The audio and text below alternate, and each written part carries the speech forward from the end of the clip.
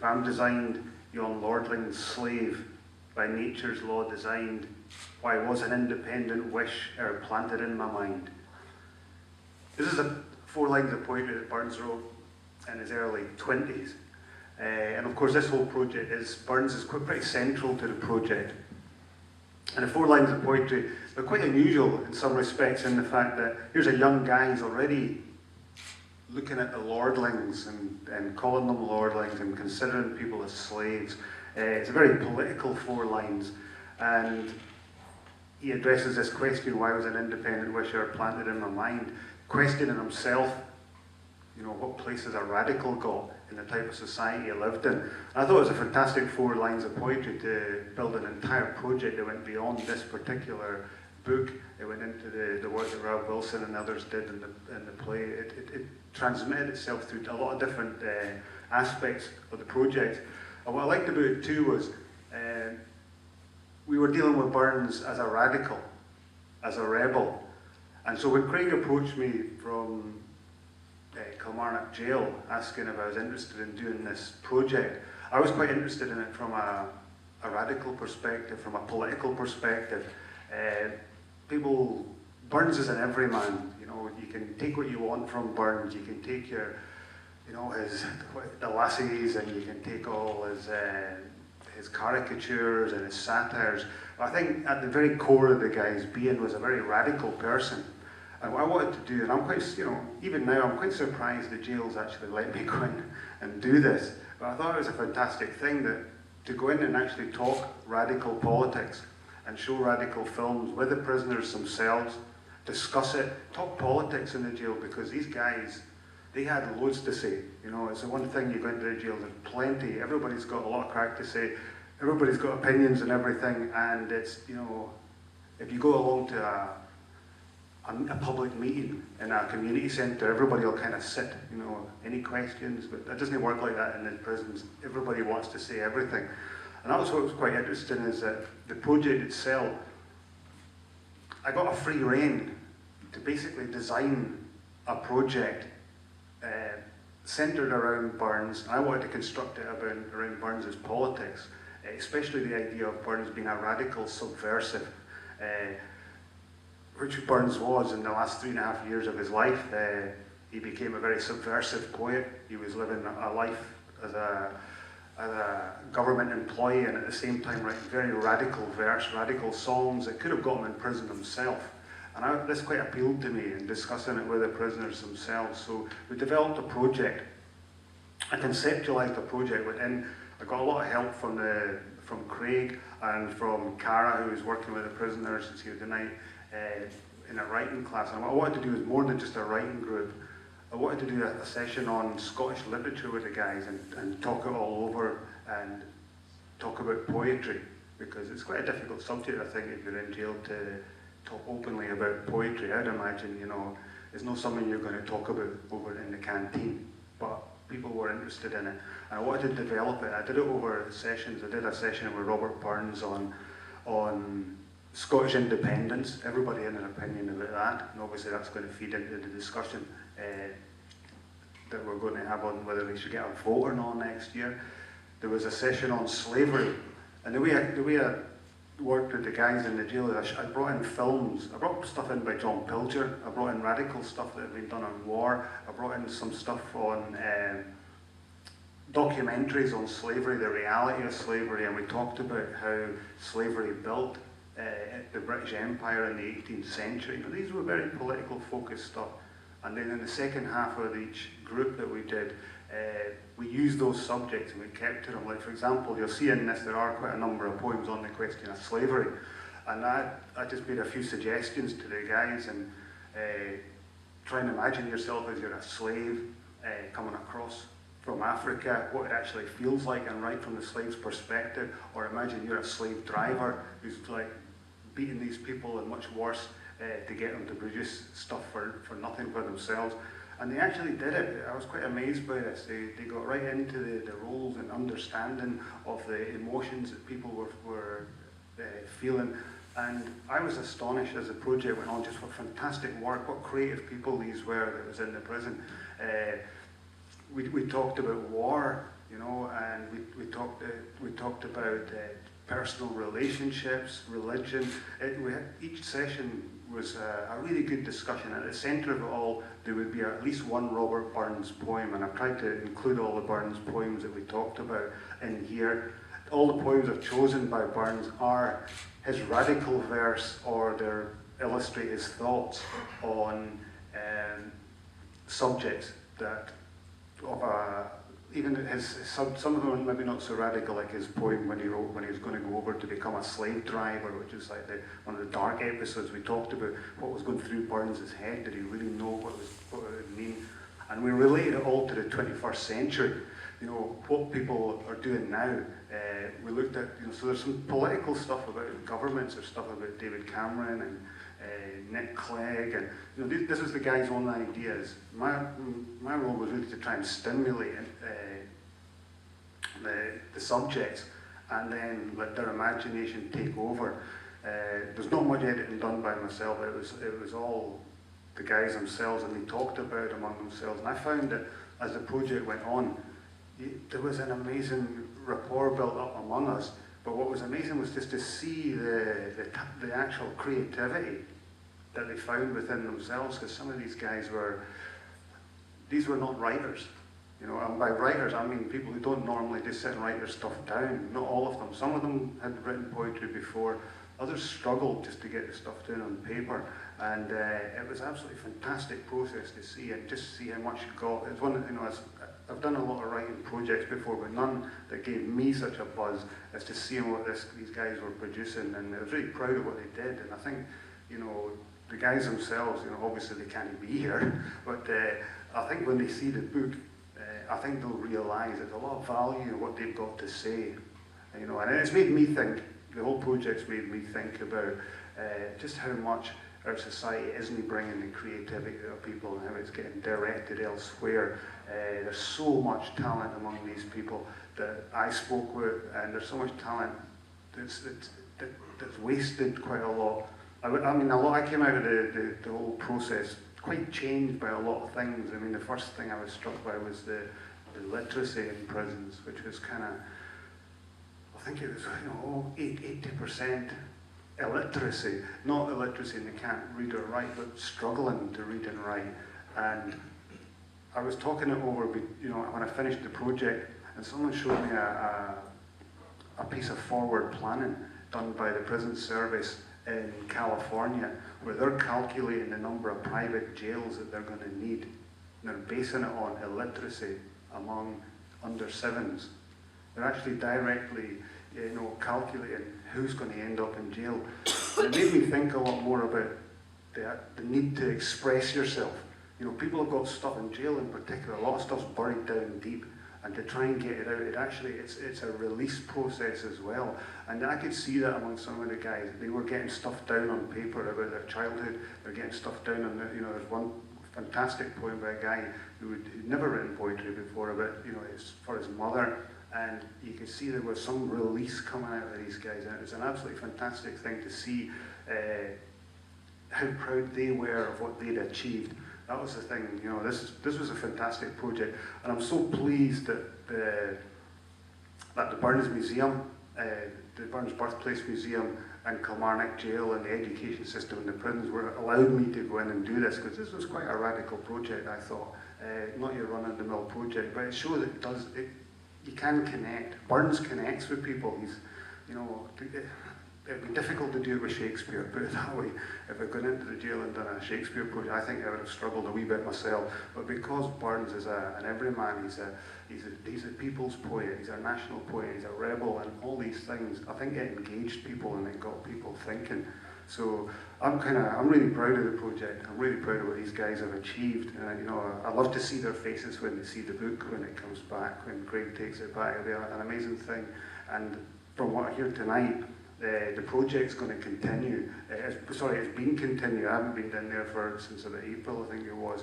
But the project is continuing, and the guys are still writing, they're still producing stuff. So to me, this is a fantastic thing. So all the people who allowed me to go in there and who helped work with them, I'm really chuffed about that. You know, I'd like to thank them.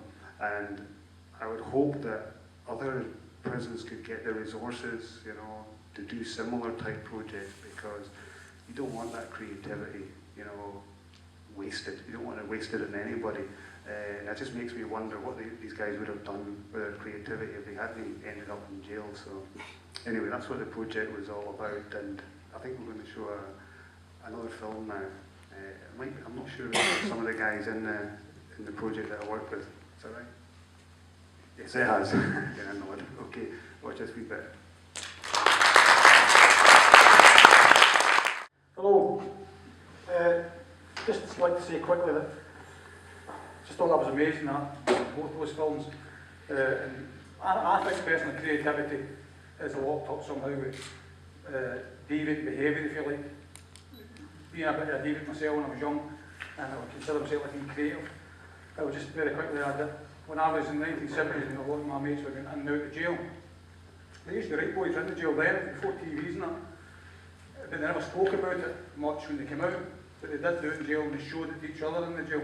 And I think there's a need for creativity, especially in recovery and rehabilitation. To the extent that I probably became a writer in some ways because of guys who'd been in the jail, because they learned to read in the jails. My mates, Bonzo and Big John. And we were in Germany when we were 18, and Big John handed me The Fog by James Herbert, because I couldn't sit down for no drink. And it was during the week.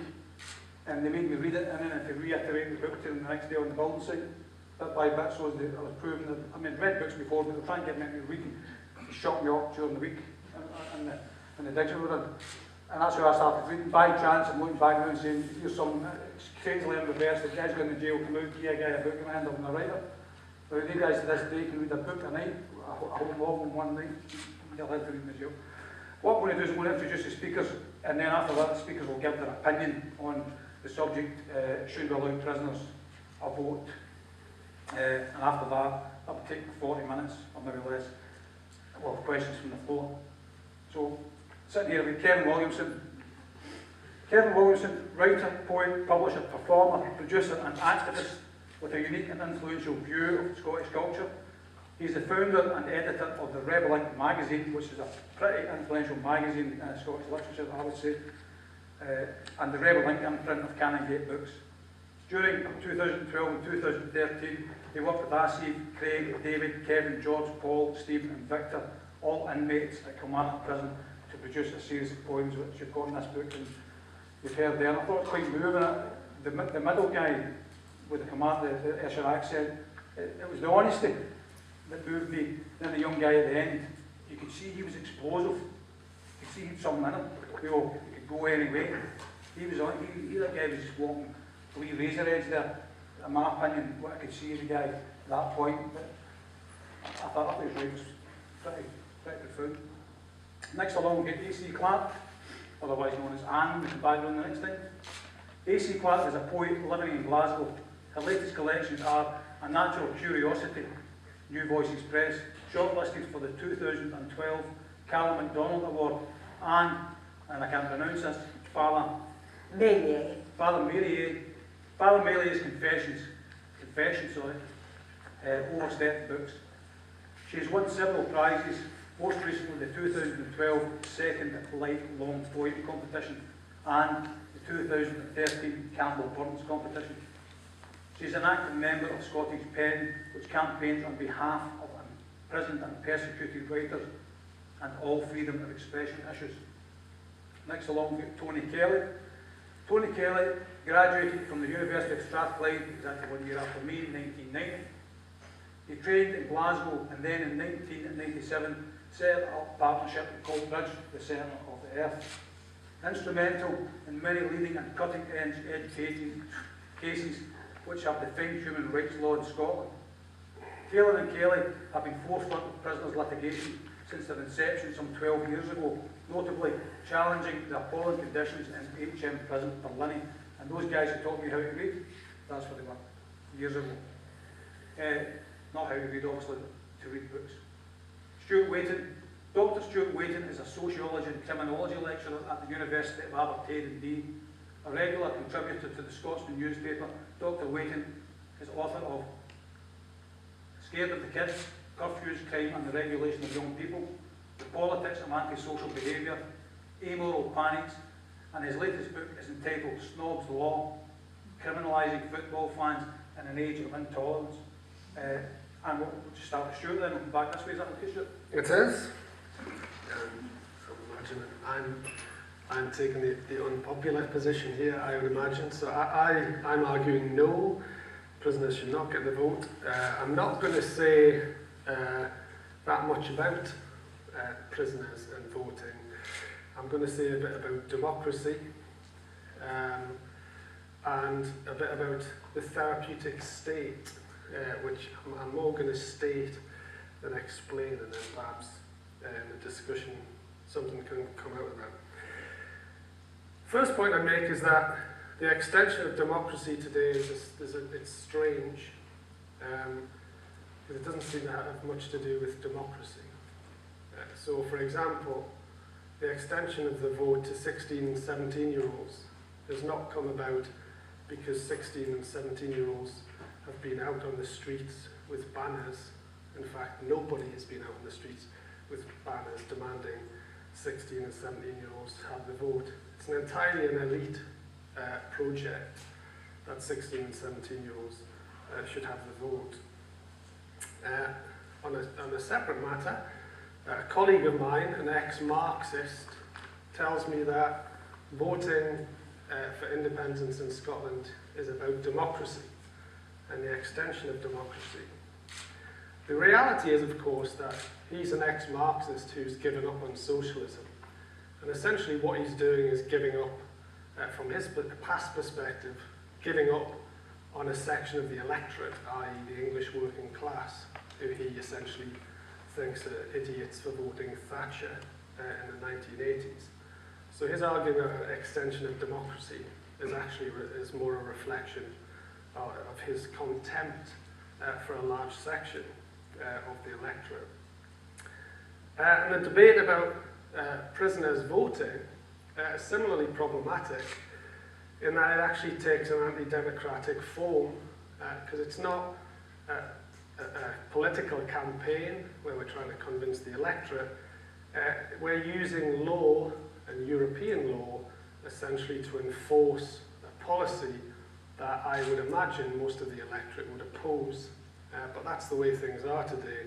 We have this extension of democracy by using an anti-democratic mechanism, a sign of the times, I think. I think this reflects a wider problem, which is that law has come to replace politics in many respects. This, ironically, was a point that Nick Clegg pointed out about the last Labour administrations, where he did a little bit of work and found out that essentially New Labour had introduced a new law for every day they'd been in office.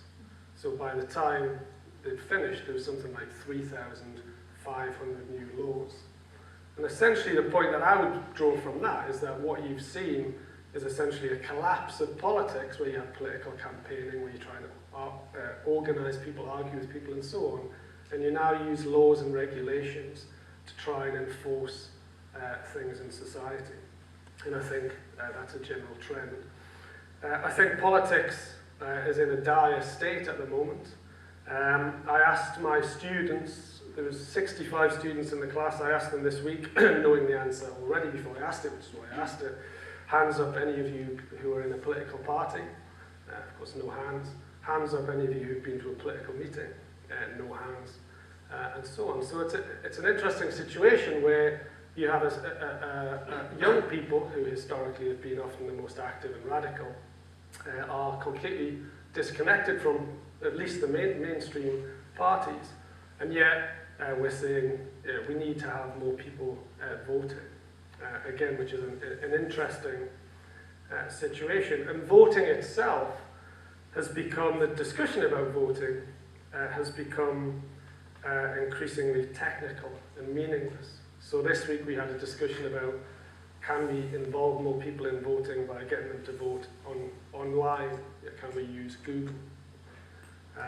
Not recognising that part of the problem with people not voting is that politics is crap, and people aren't interested in politics because it's crap, uninteresting, unengaging, and actually not worth getting off your backside to vote for in many respects. And this started with rock the vote. Rock the vote, get out there and vote, kids, rather than a great illustration of people no longer arguing for ideas and just saying, let's get people to vote, just get them to vote. And that's a good thing in and of itself. Then we come to the prison vote. And essentially this, again, is a campaign by professionals, not by prisoners. Nick Hardwick, Chief Inspector of Prisons, admitted few prisoners were interested in taking part, but denying them the opportunity to vote would send out the wrong message. And this comes to my second point, which is a more difficult one to make, I think. But I think what's interesting is that the campaign for the vote seems to have very little to do with democracy, and is more a reflection of what I would describe as a therapeutic state. Essentially, you're trying to get people to feel good, and that's increasingly something that the state has got interested in. So you have a happiness index today, which the government is interested in sort of monitoring, see how happy we are. This week, or was it last week, we had a discussion about should offenders apologise to victims, a kind of restorative justice thing. Should they apologise to victims, because that will make victims feel better about themselves. Of course, there's a dangerous element to this in terms of it's quite subjective, it's quite problematic, it's potentially vengeful, and it's part of what I would describe as a form of emotional management that's taking place in society today. And as I say, I'm just going to state this just sort of briefly, because I haven't got time to explain it. But essentially, I think what's happening is increasingly we are defining groups in society as victims or vulnerable. Part of that is that we see that there's this emotional deficit that exists and that they need support, and it increasingly becomes the job of the state and professionals to give people that support. This can be seen as sympathetic. It increasingly, I would say, reflects a diminished view of people and an infantilized representation of entire groups of people as helpless and subjectless. Prisoners, in this context, are themselves defined as victims often and are seen as damaged goods who need healing in this context by giving them the vote. Of course, just to point out, real campaigners for democracy like the Levellers and the Chartists would never argued for votes for prisoners. In fact, they specifically said prisoners shouldn't get the vote, even though they themselves were serious radical campaigners for democracy and for the franchise. Prisoners, as generally recognised, I would argue, give up their rights as citizens while they are prisoners. However, when they come out of prison, they should be treated as full citizens again, and that's what we should be concerned about. So, for example, we now have Clare's Law, which I can't describe. Hopefully you know what Clare's Law is. In this case, women are described and seen as vulnerable, potential victims, and ex-prisoners or offenders now can have their cases. You can go and find out everything about them if you want to. We have CRB checks, vetting. So now you can vet people. Here we have vulnerable children, and essentially prisoners now, ex-prisoners who are out, are never going to be able to work with young people again. People that could be youth workers and community workers who were addicts and had other violent past and all the rest of it. There's no way now will they work with young people because of CRB checks and this idea of vulnerable children. That's what we should be campaigning about, that when prisoners come out of prison, they are free and treated as such. So to conclude, consequently, the demand for prison votes has taken an anti-democratic form by using law rather than politics. It has little or nothing to do with what prisoners want and reflects a wider, degraded, therapeutic representation of prisoners as vulnerable victims, which in fact is far more worrying in terms of disempowering people. and should be understood as part of a new type of regulation and management, the management of our emotions. Thanks very much, Stuart. Stuart opened up the issue into other areas, and it's funny to talk about the right to vote and the right to vote to be given to prisoners as in some way anti-democratic or in some way contributing to a democratic deficit. What I wanted to talk about was to look at the arguments that are put forward against giving prisoners the vote, and look at the competing arguments whenever we say that prisoners perhaps should be given the vote. And it's good that Stuart sort of forecast what, said what I forecast that he would say, which is that people say whenever they're talking about depriving prisoners of the right to vote, that when they go to prison they lose certain rights, they lose the right to participate in elections. I think Stuart went one step further and said that they lose their rights as citizens. Now, that's not something, and sorry to talk about in terms of law, that's not something the law recognises. Whenever people are sent to prison, they lose certain rights. They lose the right to liberty, the right to associate with others, and they lose really all rights that are inconsistent with the deprivation of liberty. And I happen to think that putting an X in a ballot paper is something that you can do pretty consistently with being in jail. And it doesn't seem to be something that as a matter of logic and common sense, that should be something that is taken from you as you pass through the prison gates. And that's a reason that's trotted out lots of times whenever people talk about the right to vote for prisoners. And I think it's something that trips off the tongue. It's something that we get used to sort of recognising. It's something that we give perhaps a value to. And actually, I don't think we think about it that much. It doesn't really mean that much whenever we look at it. It's not a reason, it's not a justification, it's just a broad assertion that it should happen, that prisoners should be kept from the vote. And I don't think really that it really holds up to sort of clear scrutiny. People say, again, the thing that trips off the tongue is that lawbreakers ought not to be able to influence who the lawmakers are. And I think that's odd, because we've found out in the recent case of an MSP who's been jailed that actually lawmakers can be lawbreakers themselves. And it seems to be that we're harking back to a time whenever we're talking about depriving the prisoners of the right to vote, to a time whenever it was a privilege. It was something that we gave in the past to property owners. It was something that was restricted only to males. And I think that we are harking back to a time whenever that happened, whenever it was restricted to those who could in some way be seen to deserve it. Turning to the arguments in favour of giving prisoners the vote, I happen to think it is all about democracy.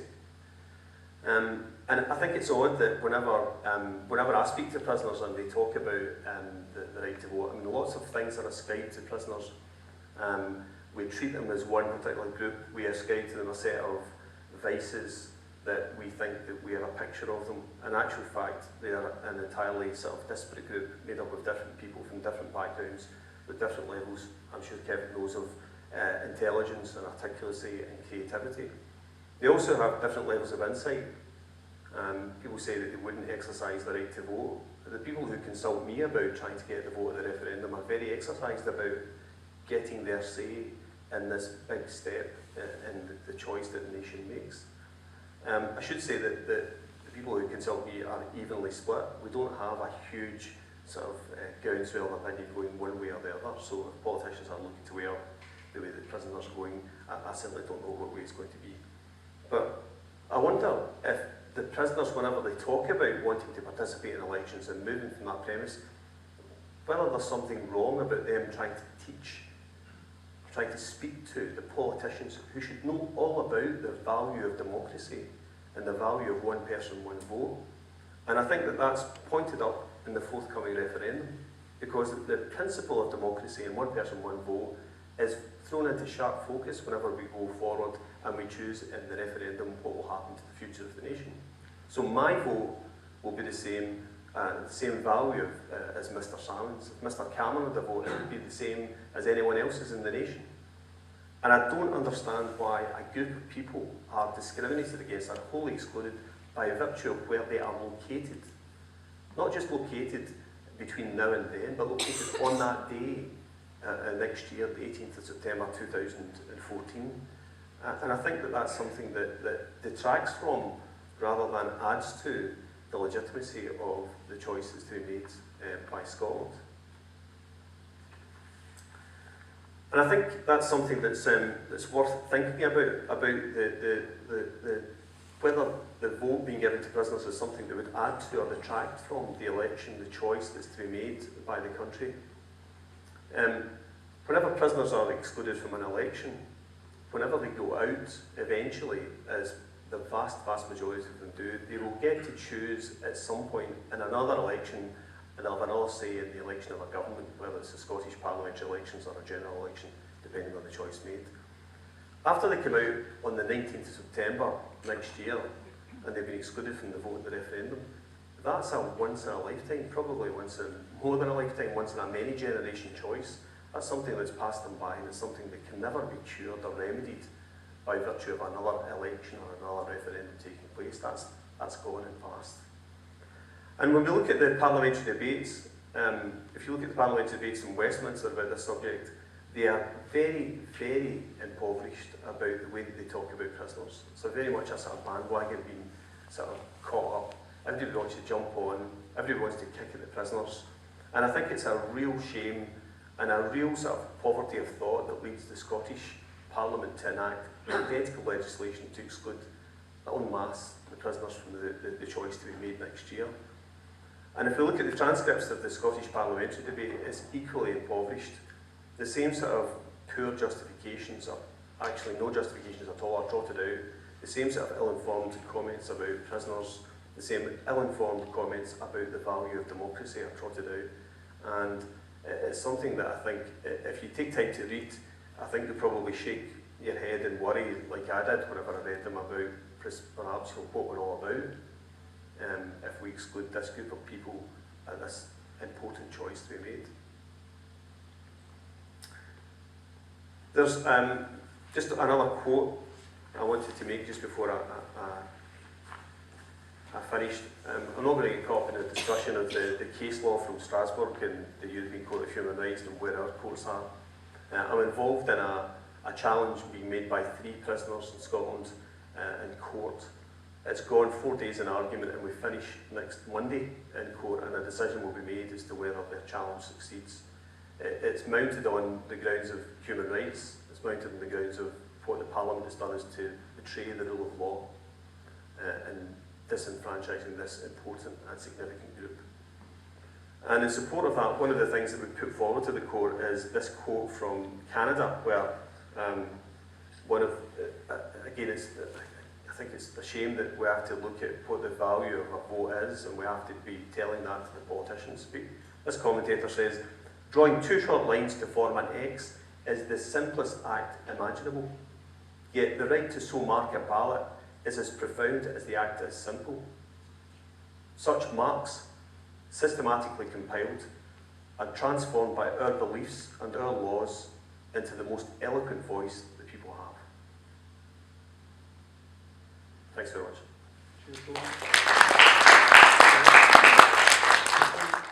The prisoners at this point in time aren't allowed a vote. Is that a statutory law, or is it just It's the Representation of the People Act 1983 that excludes prisoners from general elections, and it's an act passed by the Scottish Parliament earlier this year that excludes prisoners afresh from the referendum. So 1983, and then it was followed, ratified, if you like, again by the repeated government and brought into force by the Scottish Parliament. Thanks for that. Now over to AC Clark, following on the one at hand.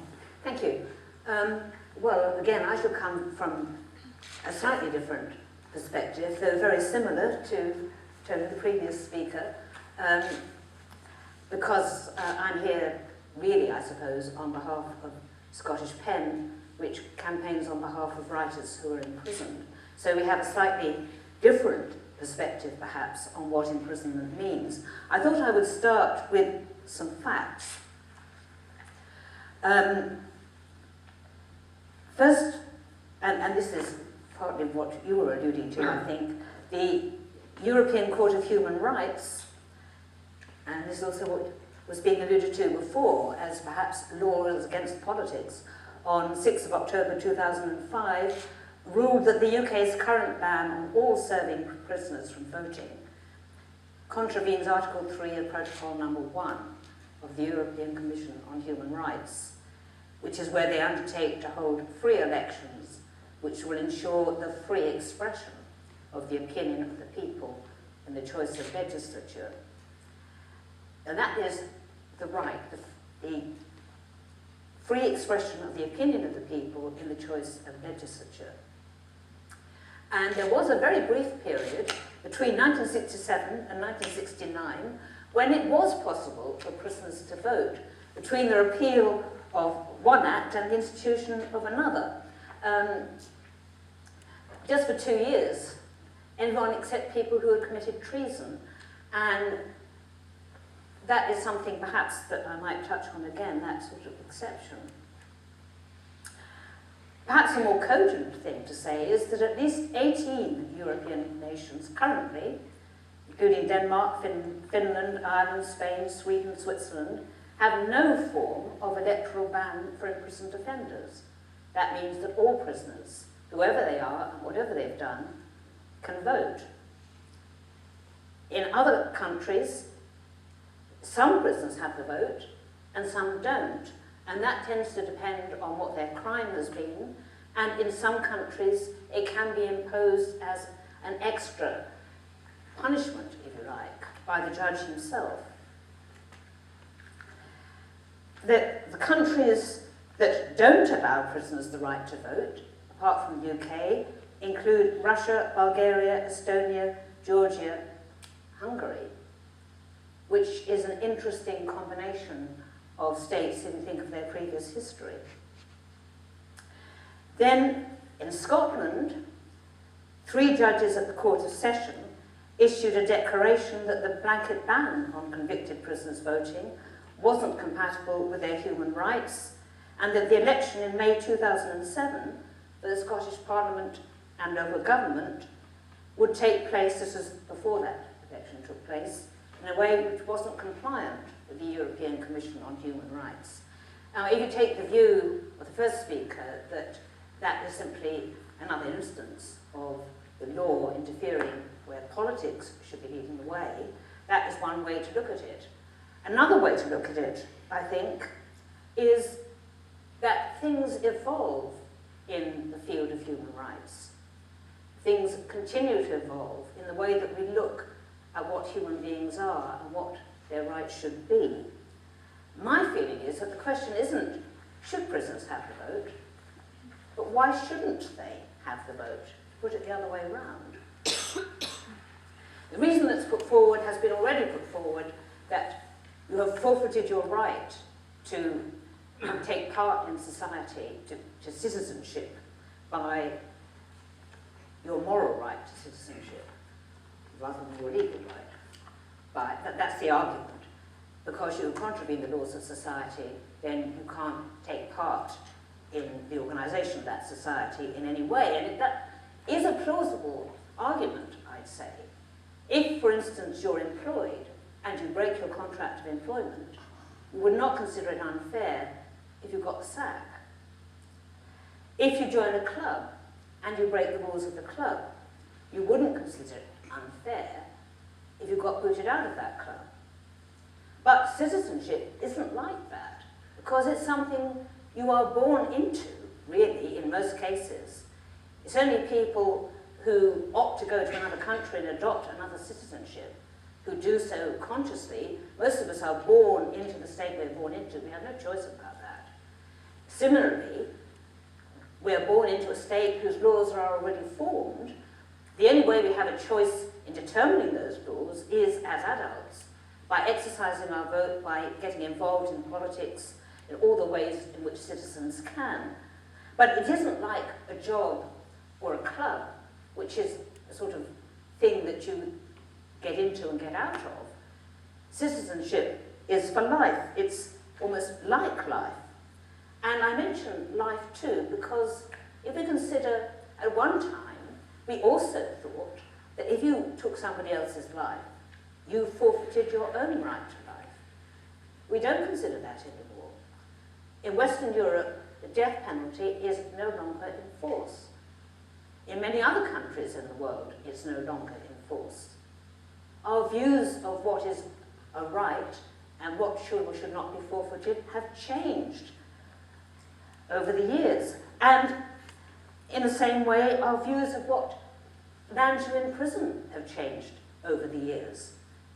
It's worth reflecting that you could be imprisoned for homosexual acts up to 1967 in the UK. We would now consider that abhorrent, but it was considered perfectly reasonable by a lot of people earlier on, and much earlier on, and indeed in the time of the Levellers, who I'm sure would have subscribed to that. It was punishable by hanging. So we can't really argue from the past about what we should be doing in the present, I think, because things change. As a member of PEN, I also become conscious how currently, throughout the world, you can go to prison for different things in different countries, and the punishments for different things in different countries different. For instance, in Turkey, you can be imprisoned if you state that the killing of over 1 million Armenians during and after the First World War by the Ottoman Empire was a genocide. That is punishable under Turkish law as an insult to Turkey. That may seem to us an extraordinary thing, but we also have to consider that it is also an imprisonable offence in Germany and in Austria to deny the Holocaust. And you can understand why, but again, that is something which doesn't obtain in other countries, and PEN has fought on behalf of people who have been imprisoned for denying the Holocaust, if that was all that they were doing, because it was interfering with their freedom of expression. Everybody who is in prison as a writer, nearly everybody, has been through a legal trial, legal in their country, and has been convicted on a law of that country. Even though we, who campaign on behalf of writers, and most people in Western Europe who consider that they should not be in prison at all, still they are there because the law says that they should be. And it is not beyond bounds of possibility that people currently in prison in this country could in the future not be put in prison. For example, if, as some people want, the drug laws were abolished and it was made legal to obtain drugs and deal in drugs under license, you'd immediately get rid of quite a large section, I would think, of the potentially imprisonable population. And I make that point simply to show that things change over time. One can't absolutely say that this or that is an imprisonable offence, and as Tony said, you can't say that to be a prisoner means all this or means all that. In different times, in different cultures, it means different things. And the reasons why people go to prison, or why they get themselves in situations where they go to prison, are many and various. Every single human prisoner is an individual human being. And the films that we were shown this evening made that point much more clearly than anything that I could say could do. As for the question of infantilizing, I do understand that argument. But prison itself, it's arguable, is an infantilizing experience. You give up an awful lot of autonomy when your freedom is taken away. You can't choose when to eat, you can't choose the hours of exercise, you can't choose when you have visitors. Everything is regimented and done for you, which is not a good thing, really. And it is arguable that prison is not a sensible way of dealing with a great many offences. That's a separate argument, and I'm not going to go into that. But it's also worth considering. Given that so much of your autonomy is already taken away in prison, the freedom that you have to think, and following from that, the freedom to express that thought, and following from that, the freedom to register that in the situation where you have a vote, they all seem to me to be tied up. Why should prisoners, of all people, who have so very little autonomy in other ways, be denied that freedom? They have as much right, I would say, to determine who is going to govern them, and particularly, as has just been said, whether their nation is going to go independent or not, given that that's a one-off vote, as anybody else.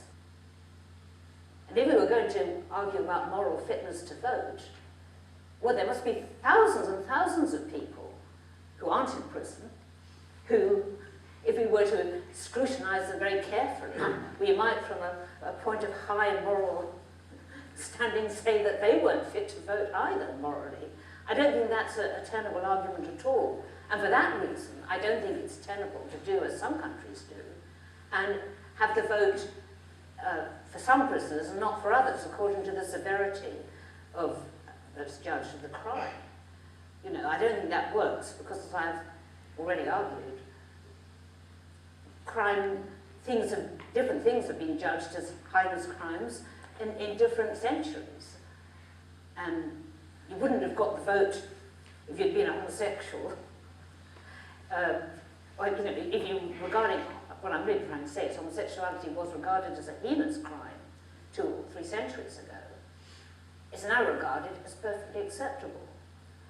And given that, it's perfectly possible that things that are now considered to be heinous crimes will not be considered heinous crimes 2 or 3 centuries from now. Because things are much, much more fluid than we like to think, I think, in that respect. I don't really have any more to say on that. Basically, I think my point is perfectly clear. I do think that prisoners should have the vote. It's like what Robert Burns says, a man's a man, for all of that. And I think that can be applied as a general principle in any society. Everybody should be treated as equals. And in any kind of democracy, I know that isn't the type of society we live in. We live in a very hierarchical society. We live in a society where there's most definitely one application of the law for those who have a lot more money than those who don't have money. I think that's been well enough documented. Some people will go to jail for writing on Facebook, you know, let's have a riot, some kid, and they ends up in prison. Whereas the Chancellor of the Exchequer, Alistair Darling, can swap his houses over in a complicated financial scam at the taxpayer's expense, and he's the Chancellor of the Exchequer. And you can look at the morality of that, and I would say, wait a minute, there's no consistency here. And I think that's one of my problems, is the arbitrary nature of the way we categorize people as prisoners and the rights that they're given.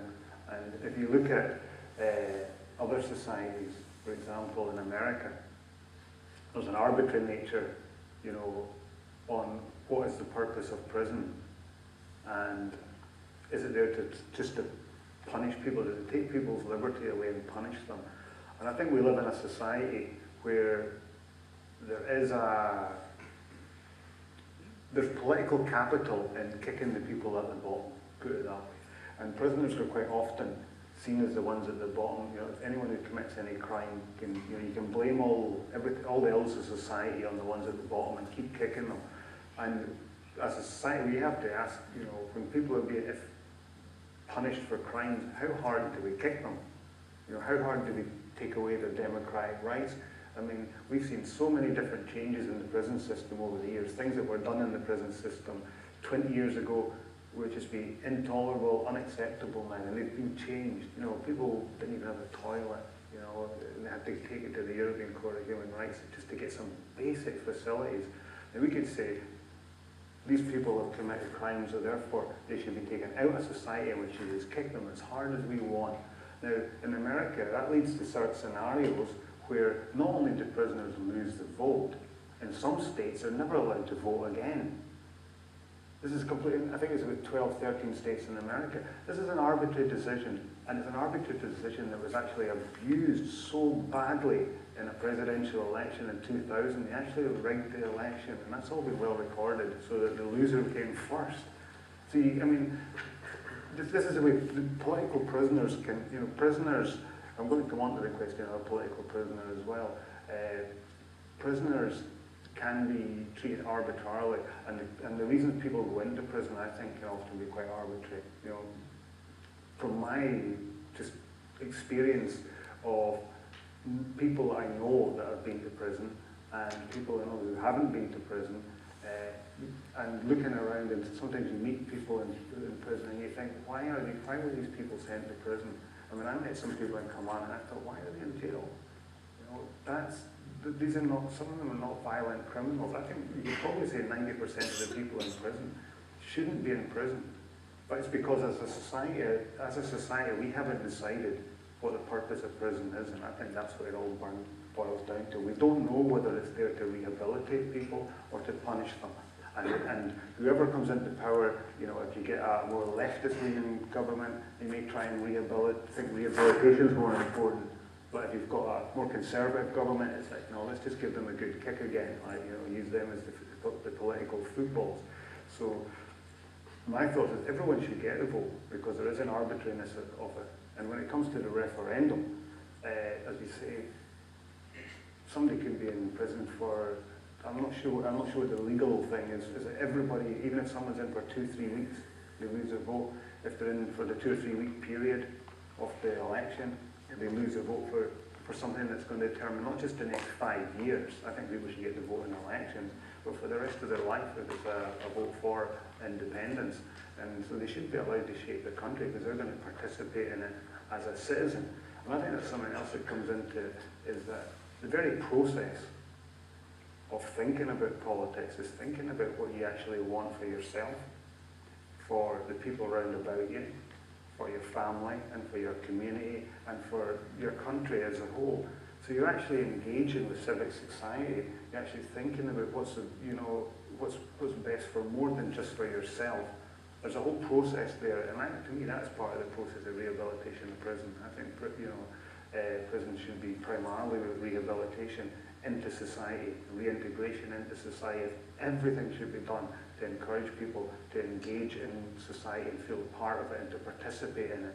And you don't do that by saying, we're going to take your civic rights away from you and just put you into, basically a civic quarantine seems to be what those who want to take their votes away from them. And I have a total, much as I have a certain admiration for the Scottish Government, and yes, I will be voting for an independent country because it gives us a chance to build a fairer society. So to me that is linked into a fairer society, to try and create a fairer society that doesn't send so many people into prison. So it's all everything's kind of linked up. I think on the politics of it all, you mentioned the representation of People Act 1983, which kind of, it rings in the bell. Why did that come about? Who brought that in? Wait a minute, who was in power? It was Margaret Thatcher. What did she have against prisoners? Oh, wait a minute, they were embarrassed 3 years earlier by people in jail in Northern Ireland standing and getting elected by the people. And they took the great hump about that. And I think that was the motor force for that, was political. It was again we're going to use, I'm not without going into the politics of Northern Ireland, it was a political decision to kick the people of Northern Ireland, and therefore all prisoners by extension were having the temerity for electing someone who was actually starving themselves to death in prison. So you can see it all comes into the politics of it. These things don't just drop out because somebody thinks, well, I think it's a bad idea that prisoners get the vote. It's all linked into the politics of the day. And I would hope that, when Scotland does vote for independence, if it does, it might not, I don't know. I hope that we'll get a fairer society, much fairer society than we've had before. And people will start looking at the root causes of crime.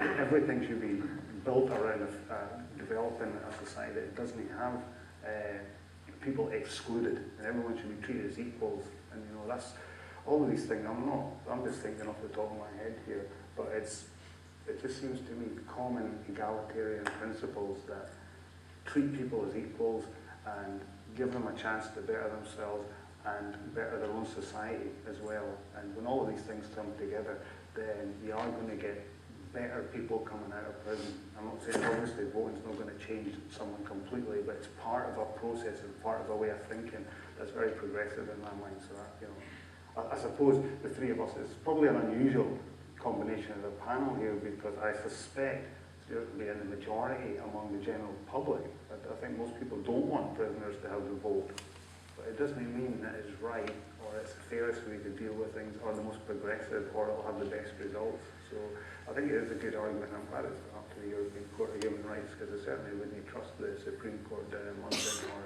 anywhere in this country making any kind of progressive decision. Perhaps you could trust the electorate. Perhaps we should trust the electorate. In what way? What way? Well, the way things work now is that we have lawyers using judges to change things in relation to democracy. It seemed to me, if we're interested in democracy, the argument should be we should go up to the people and argue about this, have political campaigns, then you have a vote, or you have a referendum by people. But of course, lawyers and other professional sections of the elites aren't interested in talking to the public because they think, oh, well, we'll not be able to convince them. So they use judges to change aspects of law like this, which is exactly what's happening. So 25 minutes, first of all, we're going to allow people, yes, to challenge each other. It'll just so the audience know that once we've challenged each other here, the audience will be able to ask questions. Do I just defend lawyers? I defend lawyers. The principle of going out to the public at large and letting them decide, letting the electorate speak is problematic for two reasons. One is, of course, the electorate you would consult in a referendum about these things would probably exclude the very people who are affected by it. And the second thing is that really just leads to the tyranny of the majority, as they call it in America. It's called democracy. Well, it's called democracy, and what happened there was no democratic deficit whenever Parliament passed the Human Rights Act, and that was designed to protect the tyranny of the majority happening upon these minorities who were despised by the majority, and that's why, unfortunately, human rights have been sort of, in a way, hijacked by people who are not particularly popular. It's because they are oppressed by the majority and they assert a certain minimum level of rights and protection. Lawyers don't use judges. Clients don't abuse, particular vehicles that are exploitative at all. It's simply about asserting a minimum level of rights. That's why prisoners were able to stop being treated as animals and savages in prison and got basic human rights. And that's why the European Court respects and understands and acknowledges that it's a basic human right to have a say in the future of your country. I don't think that's an abuse or in any way being disrespectful of democracy. It's simply a recognition that sometimes the majority go wrong, and to give over the hand to the majority means that perhaps 51 can rule 49 in a terrible, horrible way. Something I can say that ties with Stuart and Tony saying, and some of you are saying, Kevin, I think, Stuart, you were saying that basically implying that there's no engagement from the bottom, striving for democracy, if you like, asking, can we please have democracy, and the history of Britain has shown the late. And then the criticism of Tony, or not Tony himself, but Tony's argument, and I've read it recently about America as well, that the whole political system in the West has been hijacked by the legal systems, and it's so abstract and moved away from the general ordinary people that they don't even understand it nor want to engage in it. However, recently I've seen a swell of different arguments on Facebook, be it different in Scotland because of the independence question.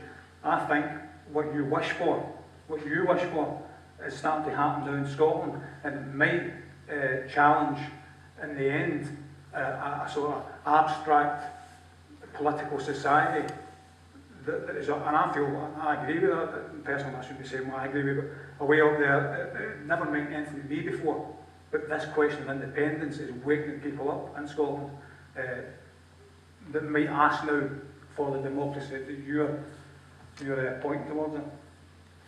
Well, I would like that. I mean, if the debate that's taking place at the minute, especially in the papers, is anything to go by, it's not a very exciting debate about independence. And the that papers, yeah, what you're there is a totally different argument. yeah, that's great. I mean, if that's what you want is for people to be actively engaged in politics. I mean, the thing I find a little bit depressing about this is, of all the things that we could be concerned about in terms of liberty, especially for prisoners, especially prisoners coming out of prison, this idea that prisoners are champing at the bit to have the vote, to vote for Ed Miliband. I don't know if anyone listened to Desert Island Discs this morning, but it was Ed on that. Jesus, what a tedious, pathetic little man. And if that's the alternative, I mean, seriously, I'm not champing at the bit for a vote. I suspect nobody here is. Most people I know who are excited about voting, it's because they want to vote somebody out, not because they want to vote anybody in. And this idea that we're somehow being radical and this is how great this would be for prisoners, that they can vote for David Cameron or Clegg. I mean, okay, it's Scottish independence, you say that there might be a difference to that. I'm not convinced myself, but It's quite a big step. we'll see. But it's a problem. I think it's quite straightforward for me that if people commit crimes that are worthy of prison, right, and that we accept are worthy of prison, it's a debate about prison and all the rest of it, not crimes that we don't think should be worthy, they're worthy of prison, then they've relinquished their rights as citizens in society, and they don't get the vote. And if you want to have the vote, don't stab someone or shoot someone or burgle someone or whatever it is you've done. Now, I'm very strongly in favour when you come out of prison, you should be treated freely, and that's a much more serious problem, I think, because you're not. What takes back to Anne's argument of what is worthy of prison, historically, contemporary, what's worthy of prison, and Kevin's argument as well, when you get out, what kind of person should you be when you get out of prison? Yeah, and that point about the political prisoners in Ireland is a very because some people in the Irish government, Northern Irish government now, have committed murder, or they have been party to committing a murder as part of the IRA and so on. Should they now not be in government because of that? I would argue that no, of course they should be in government. No, and in fact, you should be able to be elected if you're a prisoner, because that's denying us the right to vote for them. Right. So I'm entirely in favour of prisoners being able to stand for Parliament. Oh, isn't that a bit strange? No, it's not, because it's denying us the right to vote as citizens for who we want to vote for. We need to take away their right to vote indefinitely, the way America have done in some states. Well, it's barbaric. It's barbaric. And you don't think there's a bit of an arbitrary thing here? It's like, no, once you're a prisoner, the others you're a free man. You should be treated as a free man. It's very should we open up to the public now, and you can still chip in if you want. Sure. We can't see the public from here actually. Can't really see them. Is there any way we can throw some light, the house lights a wee bit on them? Techie guy. Somebody's got a hand up there anyway. Say, Joe, on you go, Joe. Martha go first there. All right, okay, Martha. Ladies first. Right, Joe, you're first. On you go, you big woman. Yeah, Stuart's talking about... Sorry, it's karaoke now. Stuart's talking about earlier, right at the beginning, about the amount of laws that have been brought in. Well, we talked about the Labour, about 3,000 laws. That's one of the problems. You're talking about what's worthy of going to prison. If you bring in 3,000 laws over 10 years, anybody can go to prison. I agree. So when you're talking about whether you're entitled then to participate in society, even as a prisoner, you've got single mothers who've been going to prison for not having a TV licence and things like that. We're not paying a fine for not having a TV licence. But all we're doing is trying to keep our kids quiet. Yeah, but let's not give them the vote. Let's campaign to get rid of those stupid laws. I don't disagree with that. I don't disagree with that at all. But somewhere along the line, you have to get the argument going.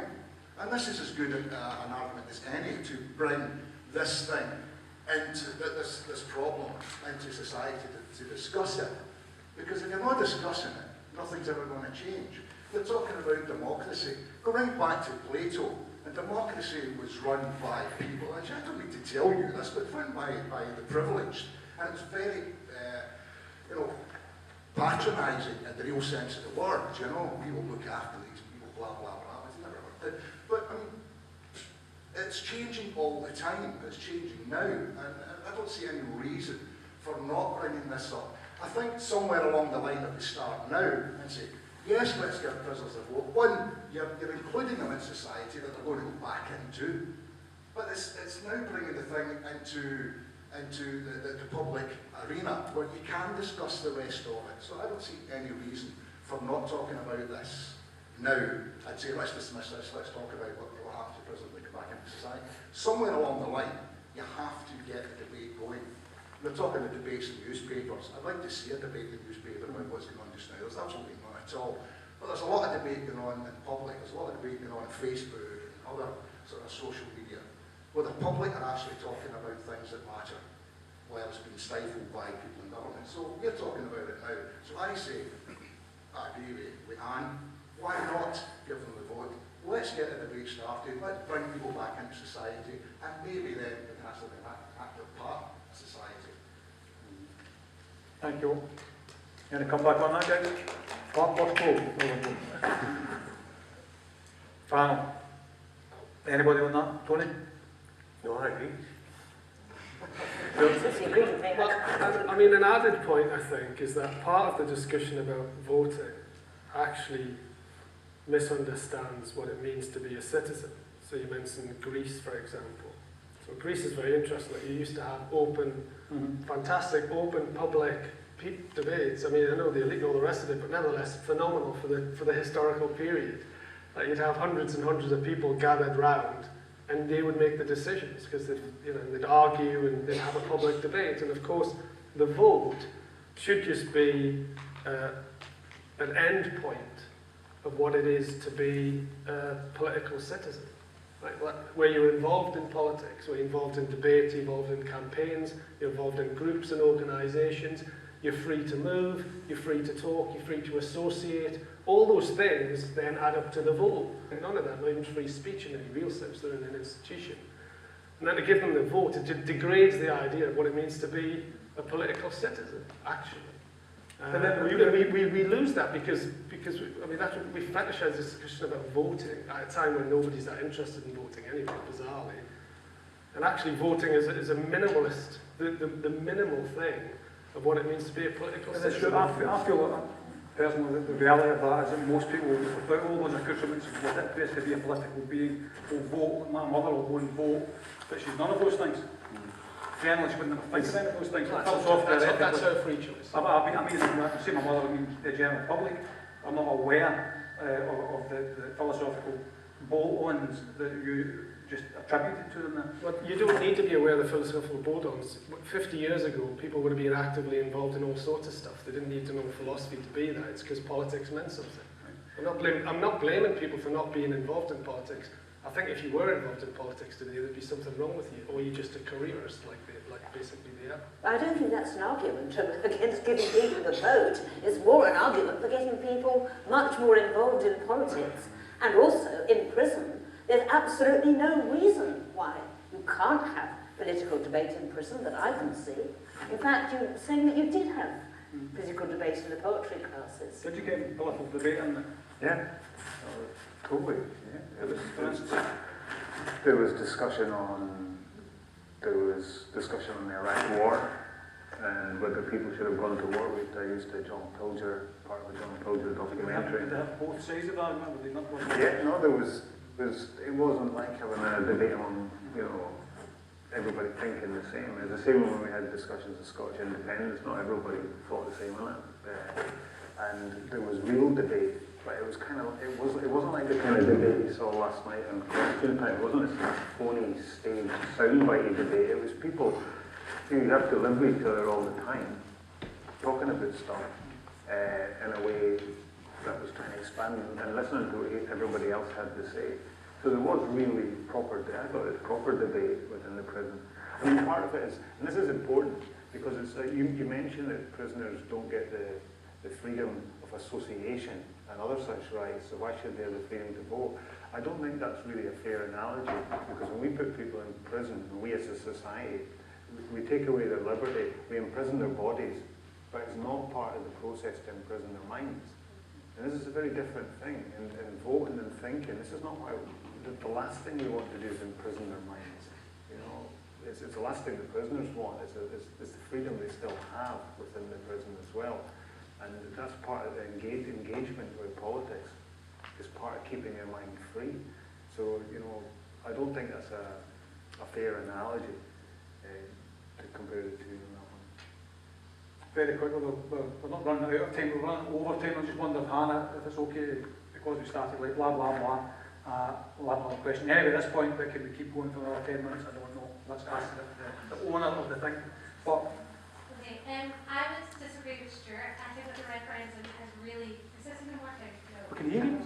We can hear you. Okay. So I think the referendum has really awakened people's interest in politics, not necessarily political parties, but in the possibility of what politics could be and can be. And certainly for me, I have suddenly become really very interested in politics. But one of my great frustrations is that I don't feel like I have a good enough understanding of the political system. Because when I was at school, schools just didn't take responsibility for preparing young people to become democratic citizens, to engage in politics. And so I feel that everything that I know has had to be self-taught. So one of my questions is that if prisoners did get the right to vote, would prisons and should prisons take responsibility for teaching political literacy? Because certainly schools at the moment, now that the voting age has been lowered, schools are now all talking about political literacy. That's the buzz term at the moment. So should prisons take responsibility for that? Do you not think that one of the positive aspects of giving prisoners a vote is that you would see more politicians going to prison? And I think that would be a great thing. They would go in and they would say to prisoners, they would treat them as human beings, they would say, hi, I'm a nice guy, please vote for me, what are your concerns? Those are my concerns. And you would develop perhaps hustings in each of the prisons. You've got a captive audience of quite a lot of people. I'd imagine there would be a meeting of minds there. The prisoners would like to get out of their cells and listen to a nice, good going debate. The politicians would have lots of potential voters. And that would perhaps improve the political literacy. And I think my answer would be a straight yes. That would be one of the benefits, in fact, of giving prisoners the vote. Just as one of the benefits of prison can be, as we've seen tonight, that people who have never before thought of writing or putting their thoughts down on paper are given the opportunity to do so. So people who before may never have thought about voting might be encouraged to do so and be given the same kind of preparation as people are now turning to in schools. I think that would be a very good thing. Any more questions? There's one up there, the guy with the tie. I'm really interested in what Stuart would think about this, but you may or may not be aware that within prison there are degrees of freedom. So there are different categories of prisoners who are allowed to work, or certain jobs would be sort of they'll be excluded from, and the colleagues from Berlin will know more about this than I do. So is that not something, given that the European law will probably steamroll all of this in anyway, which perhaps Stuart would enlighten me on, is that not the answer, or could that be a possible solution where certain prisoners will earn the right to vote after a process of rehabilitation, where they're at the point of considering rejoining society? I mean, not for me. I think if it's very straightforward, you lose your rights. I mean, let's face it, they've lost the main rights. They can't move anywhere. They're stuck in an institution and they've lost their freedom. You know, the idea of this, being able to vote for Ed Miliband is some liberating, empowering thing, is farcical, really. Right? And if we accept that if you kill someone, for example, then you should lose that right, then you lose your rights as a citizen. Doesn't mean you should be treated badly, doesn't mean you shouldn't be educated, doesn't mean any of these things. You should treat prisoners as humanely as possible, and and that's that. But you're no longer a citizen. You've lost your rights. When you come out, you should be treated as a free individual, much more important. Right? I don't see anyone campaigning against Clare's law at the minute, or to get rid of criminal CRB checks, which are far more destructive for ex-prisoners. Don't get me Well, wrong. Anne was one to come in first. Anne, what is your point? Well, my answer was actually given in a way in what I said before, that in certain European countries that is the case. Some prisoners have the vote, some categories of prisoners do and some don't. But I think that's a very tricky thing to decide which one should have and which one I think shouldn't. the question, Anne, the specific question was, should the prisoners work for the right to gain the right to vote? That's the specific question, not a different categories of prisoners, but all Well, prisoners. no, I don't think they should. I think they either have the vote or they don't have the vote. I don't think some prisoners should be work towards it as a kind of privilege. So we're saying it is really a right. It's not quite the same thing. Yeah, I mean, it's to view things as a hierarchy, and I think perhaps lots of the stuff that Stuart said is to view things as a hierarchy where people go into the, beyond the prison gate, they lose certain rights, and there are things that they earn back, like citizenship is something that's earned back whenever you go back into the community at large. I mean, that's simply not my idea of citizenship, it's not the idea of the law's view of citizenship, that the rights that you give up when you get into the prison gate, they don't, include the right not to be tortured or to be assaulted. It used to happen from time to time in prison. It doesn't happen anymore because we respect. It's not just about treating people humanely and with dignity. It's because you recognise that they are citizens. And this idea that there's a hierarchy or there would be some sort of test that you would go through harks back to a time when we excluded people because of a patronising, view that women didn't know as much as men and couldn't understand the political process as much, and they were excluded, and that's what we have, and we repeat again whenever we talk about prisoners as this homogenous group that don't deserve to have this important right. And if you look at it, whenever this was discussed in the South African Constitutional Court, and they said, well, would it make such a big difference? And the guy called Albie Sachs, who is a former prisoner himself, said that the vote is important because of the symbolic nature. It recognises that everybody counts. And when you go back into a hierarchical view of these things, of what you deserve and the vote being a privilege, you're saying, well, some people count and some people don't. And that's where it breaks down, and that's what's unacceptable in my view. Tony, can I ask you a question? I agree with what Craig said there. I said, I work in Berlin prison just now, and what he said is a valid point. Prisoners work towards something to get the vote within the prison. That would weed out the ones that just want to vote for the sake of voting because it's been given to them, and the ones that actually do want to vote. Because I've asked dozens and dozens of prisoners that haven't voted before they come into prison, don't want to vote in prison, and will never likely to vote when they leave the prison. So that would weed out the ones that actually do want to vote for the sake of, the real vote for the sake of voting, as you say, it's their right, and take away the ones that just want to vote because it's something to do. The other way to weed it out is the same way that we weed it out here. We put up a polling place where they can go along and they can put an X next to whoever they want to, and the ones that want to go, go, and the ones that don't want to go, don't go. You don't have to go through a process to say, I would like to be able to travel to there. It's open to everyone. And I don't see why. You've got the freedom not to vote as well as to vote. I don't see why that should happen. Sorry guys, we're going to run out of time. We have to move on to a video. We get the big waves over there. Or that. But start with you, Kevin. Did you have something to say about that last point? It was something that Craig said about degrees of freedom within the prison, and it made me think that there are people who are denied the vote aren't people who are found guilty of crimes, because if you think about it, as far as I know, people who are given a suspended sentence or community service or tag and all these kind of things, they don't, as far as I know, they don't lose their vote. They don't. So it's basically a decision by the judge who decides whether you go to prison or whether you get an alternative punishment. And there's a lot of pressure now on reducing the number of people in prison. So I think there's an arbitrariness here over, it's not about whether you've committed a crime now, it's about what the judge deems as the sentence for it and what type of punishment you get.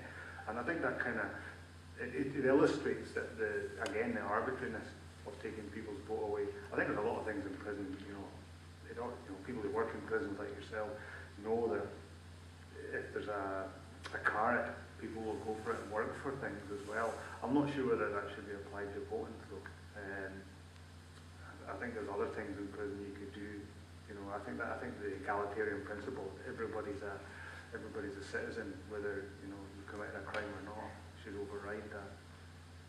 Okay, we're going to just ask the speakers now in 30 seconds each to just sum up their viewpoint, and then we're watching the video from Turning Point. We're watching that right after that. So back to yourself, Stuart, and we'll just go along the line. Okay, yeah, briefly, well that's interesting what the guy just said there in prison. I'd be very interested to find out the percentage of prisoners who voted before they came into prison in terms of voting in the last election.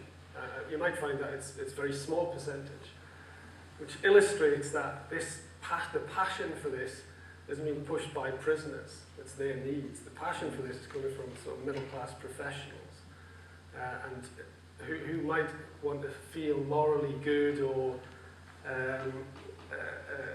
progressive, but essentially part of it is that it's increasingly we like to stand up for people. We like to stand up for people who we describe as vulnerable. And that's part of what politics has become now, which illustrates actually the patronising aspect of the whole campaign as far as I'm concerned. Thanks, Stuart. Over the middle class professions. Dear, I am not. I think it's interesting to look at what happened in Ireland. In Ireland, they gave the prisoners the vote because they could see the way that the wind was blowing. They passed a very straightforward statutory instrument that gave prisoners the right to vote in a postal ballot. There wasn't one iota of comment that came out against that. No, there was no sort of public outcry. Part of the problem about this isn't about middle-class professionals seeking to advocate on behalf of prisoners. It's that it's become so polarised, it's become such a big thing because politicians have made it a big thing. I mean, for the Prime Minister to focus upon this issue is a complete joke. And for him to say something as ridiculous as it would make him sick if prisoners could have voted is really quite appalling. And I think what I say to Mr Cameron is he better be sig bag out because it's coming, it's going to happen. Thanks, poet and pen representative. Yes, actually, he said it made him sick even to think about them having the vote, not just about them having the vote. Incredible. Yes, well, my position is clear. It's a human right. I think that prisoners have that human right in common with all other human beings. And the point is very well made that it's not a question of your having committed a crime, because you can have committed a crime and not have been given a prison sentence, and you do have the vote. You can be in prison for the same crime because you had a different judge and not have the vote. And there isn't any kind of logic in that. I may be condescending and middle class and all the rest of it, but I don't think my argument here is a condescending one. I don't think it's condescending to say that every human being has the same rights with another human being. And the fact that they may have to forfeit things like physical liberty because of what they've done and because of the rules of society doesn't mean they can't choose who should govern them. The fact that the government might be a crappy government and that politics is a joke doesn't make any difference to the fundamental principle. Thank you, and over to one of the most pivotal figures in recent radical literary Scottish history. Excuse me. I don't know, I'm not a middle-class professor, you know, my dad's a plasterer by trade, and you'd be quite surprised to know that we're a middle-class family, like, so, and I think that it is not coming from middle-class professors, it's coming from people who actually value democracy, who value equality, who value fairness, and you actually see that society is not actually working the way it is, and we have to change a lot of things, and we have to look at prisons and what's for. You know, is it going to be just continually used for punishment? Because the way things are going, the prisons are growing and they're growing, and of course it's not coming from the prisoners themselves, because I think if you investigate, you'll find that there is a lot of illiteracy in prisons, whether it's political illiteracy or literacy and just being able to read and write effectively. I think there's an education problem, and I think a lot of the stuff that passes for social comment in places like the tabloid newspapers is actually based on a kind of it's playing on ignorance. It's playing on people's lack of education and lack of access to all the types of I think it's just that within the education system as a whole in society, we're not actually educating our people properly, I think, on citizenship. I think that's a broad thing. It goes beyond prisoners, and so that it's not like giving prisoners the vote is a magical fix for anything. I just think it's part of a process of change in society to make it fairer. Thanks, Kevin. Thanks, everybody. Thanks to the audience, and applause to the panel, please. Thank you very much. We're now going to sit back down and watch a film, a 15-minute film from Tom. No, sorry. Something else. If this is working, possibly not. Okay. Just a quick note to say thank you to all of our speakers tonight, to Stuart, Tony and Kevin, and including Des, for their thoughtful arguments. I don't think we reached any sort of conclusion, but that doesn't really matter. That's not the point of a debate. At least we've got their views aired. And drawing up from what was said earlier, I think is the most important point is that we are talking about it, and a lot of people aren't. And if we joined in this discussion today and you've listened and people might watch online, at least you're reconsidering maybe what your preconceptions were, that it's just a blanket no, perhaps this isn't something that can even be addressed or changed. I'd also like to say a big thank you to the guys at the Mitchell Library for helping putting this on this evening and being part of Book Week Scotland. It's been a fantastic event. I hope you've all enjoyed. There is free tea, coffee, sandwiches and cakes next door, if that makes anybody feel better about this evening. I hope you can all join us and have a wee chat after. Thank you very much for attending, and thank you to our panel again.